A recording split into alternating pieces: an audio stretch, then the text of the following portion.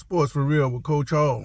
Today we have week 5 of college football and we're doing our reviews and previews for week 5. Got a few games on the tap today that's worth looking at. You got Notre Dame going into Duke only because Duke seems to be a good story so far this year and they have a chance to really do something if they can actually knock off Notre Dame. Had game day on campus today, so real exciting time if you're a Duke Blue Devil. Florida Gators. They knocked off Tennessee. That was kind of surprising to me because it looks like Billy Napier is losing the grip on that program. And he had to win that game against Tennessee to give people some kind of hope in him to see that he can actually turn this program around. And they followed it up with one of those pay games last week. And now he takes on Kentucky, who knocked him off last year. So Florida can string together a couple of wins. And at the end of October, they got those Georgia Bulldogs coming to town, so they need to get as much momentum as they can. But if they can get a roll going, they can go into that Georgia game with some momentum. And you know what happens in rivalry games. They tend to go either way. And people aren't saying this, but I don't look like Georgia might be as strong as they used to be. So I'm still keeping an eye on the Gators and see what they're going to do. But the primary games I want to talk about today are those Georgia Bulldogs. They're going down to Auburn today in an early season matchup between these two, which, because of the schedule changes and, things that are taking place in college football these days, these teams usually play at the end of the year. But it's been moved up early in the season. I kind of think that favors Auburn. Georgia, they hadn't really been tested. They hadn't been tested in a while. But like I said, that team they have this year don't seem to be as strong. Maybe because they're breaking in a new quarterback. That remains to be seen. But they're playing Auburn, and Auburn is just one of those programs. Being at their rival, they just don't see Georgia. And they're going to show up, regardless if their offense is struggling or not. They're going to cause Georgia some problems. So if Georgia can get down there and jump out to a couple score lead, that's going to force Auburn's offense to try to pick up the pace, and they haven't been able to do it so far. But if this game stays close, and the longer it stays close going into that fourth quarter, Auburn could make some noise today.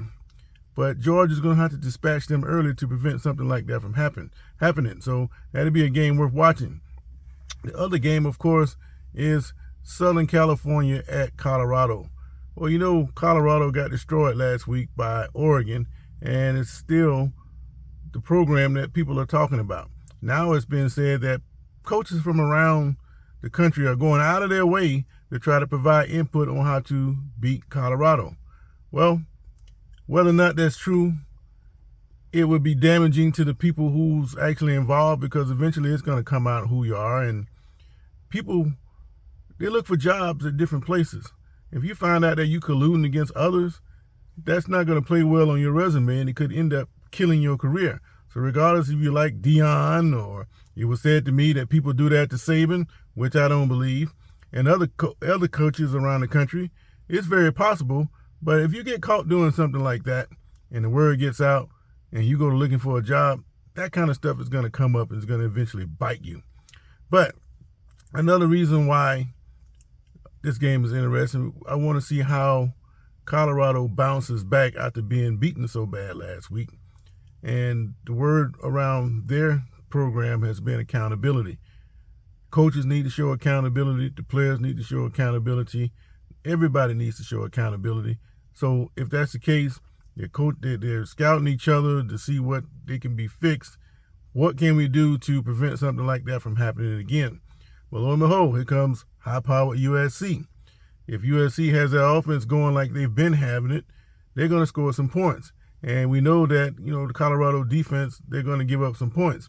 The question is, can the Colorado offense put some points on the board? Last week, they weren't able to do that.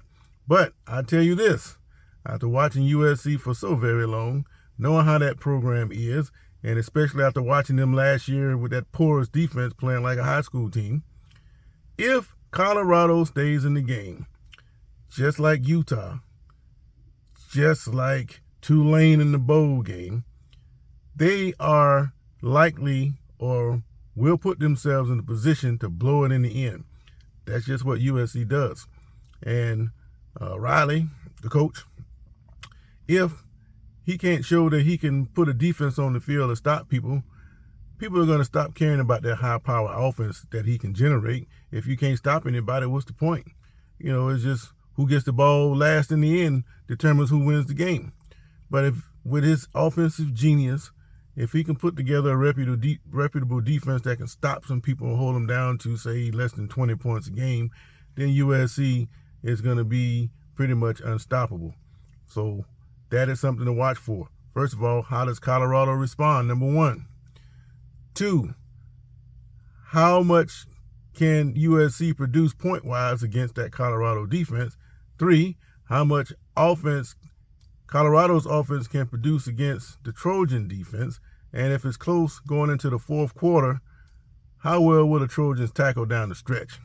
That's what it's been like the last year and a half. They've shown some improvement so far, but when you have big leads, it's easy to cover up your flaws. But once you get into a tight game with an opponent that can score, then you start to see who's who.